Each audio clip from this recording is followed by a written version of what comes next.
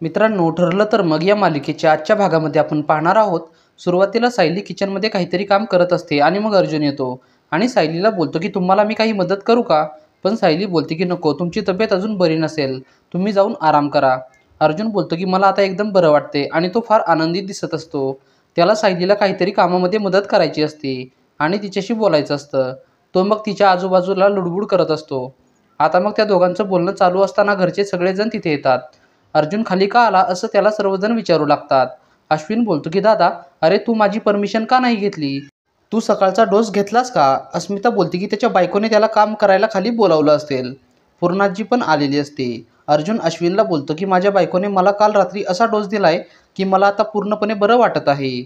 आता मग सगळेजण हसू लागतात. सायली बोलते की अश्विन भाऊजी, तुम्ही काल त्यांना इंजेक्शन दिलं, त्यानंतर त्यांना ताप आलाच नाही. सगळं काही तुमच्या इंजेक्शनचा प्रभाव आहे. अर्जुन बोलतो की मी आज फारच खुश आहे. आजपासून आमच्या सेकंड इनिंगला सुरुवात झाली आहे. प्रताप बोलतात की सेकंड इनिंग म्हणजे? अर्जुन बोलतो की म्हणजे आमच्या लग्नाच्या दुसऱ्या वर्षाला सुरुवात झाली आहे. आता मग सर्वजण नाश्ता करायला बसतात आणि मग अर्जुन सर्वांना नाश्ता वाढतो. सर्व सुभेदार फॅमिली आज फारच आनंदी असते. इकडे आता जेलमध्ये सर्व कैदी लोकांना जेवण वाटप चालू असतं आणि मग त्यामध्ये महिपत उभा असतो. महिपतने हात कमरेवर ठेवल्यामुळे त्याचा फोन हा उघडा असतो. नेमका मधुभाऊ तो फोन पाहतात आणि मग ते पोलिसाला सांगतात की त्या महिपतकडे फोन आहे. पण नेमका तो पोलीस पण महिपतचाच माणूस असतो. तो मधुभाऊंना बोलतो की तुम्ही कोणाला काहीच बोलू नका, मी काय करायचं आहे ना ते करतो. आणि मग तो पोलीस महिपतला बोलतो की तुम्ही जरा फोन नीट ठेवा ना, तुमचा फोन लोकांना दिसतोय, जर सरांना कळलं तर फार मोठी गडबड होऊन बसेल. महिपत त्याला बोलतो की तुम्ही असले कपडे दिले आहेत त्यामधून फोन दिसणारच ना, मी काय करू त्याला? तो पोलीस बोलतो की तो फोन जरा जपून ठेवा, कुणाला दिसू देऊ नका. महिपत बोलतो की तुम्ही जरी मोल घेत असला ना तरी तुम्ही मोलाचं काम करताय माझ्यासाठी. तुम्हाला गाडी हवी होती ना, मी तुम्हाला गाडी घेऊन देतो, बुक करा तुम्ही गाडी. महिपत त्या पोलिसाला पैसे पुरवून आपल्या बाजूने करून घेत असतो. इकडे आता घरी अर्जुन कामावर निघालेला असतो आणि मग सायली त्याच्या सर्व वस्तू व्यवस्थित ठेवत असते. सायलीने त्याची बॅग वगैरे काढून ठेवलेली असते आणि मग ती बोलते की आज तरी यातील काही विसरू नका. अर्जुन मात्र फार खुश असतो. तो सायलीला बोलतो की तुम्ही माझं प्रपोजल ॲक्सेप्ट केलं त्यामुळे मी फारच खुश आहे. सायली मग लाजते. अर्जुन तिला बोलतो की म्हणजे माझं आता घरच्यांना काय सांगायचं होतं ना ते सगळं टेन्शन कमी झालं आहे. सायली बोलते की मग माझी एक इच्छा पूर्ण कराल का तुम्ही? मला मधुभाऊंना भेटायचं आहे. अर्जुन मग सायलीला बोलतो की चला आपण लगेच मधुभाऊंना भेटायला जाऊया.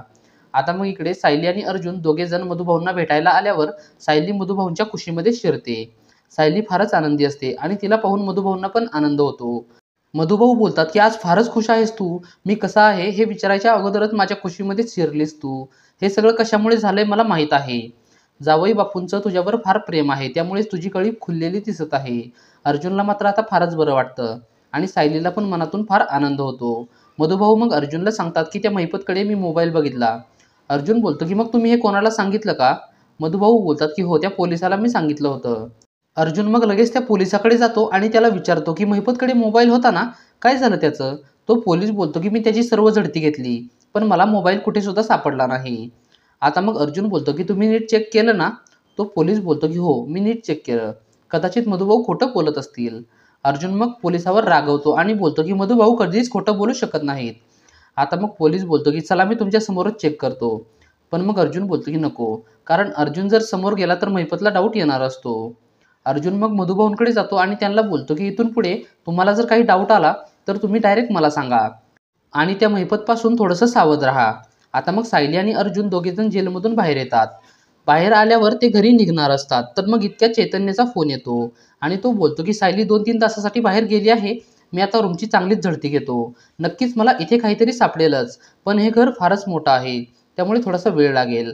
आता मग अर्जुन बोलतो की ठीक आहे, मी आणि सायली दोघे पण तिकडे येतो, आपण तिघेजण शोध घेऊ. आणि मग सायली आणि अर्जुन दोघे पण साक्षीच्या घरी जातात. चैतन्य, सायली आणि अर्जुन तिघेजण मिळून घरामध्ये काही मिळतंय का ते शोधतात पण त्या तिघांना काही सुद्धा मिळत नाही. मागच्या खोलीमध्ये काही कपाटं बंद असतात. त्या कपाटाच्या नकली चाव्या अर्जुन चैतन्याला बनवून घ्यायला सांगतो. चैतन्य बोलतो की साक्षीच्या फोनमध्ये आपल्याला बरीच इन्फॉर्मेशन मिळेल पण तिचा फोनच मला अनलॉक करता येत नाही. तिचा फोन तिच्या फेसशिवाय अनलॉक होऊ शकत नाही, नाहीतर तिच्या फोनमध्ये नक्कीच काहीतरी ठोस पुरावा आपल्याला मिळणार आहे.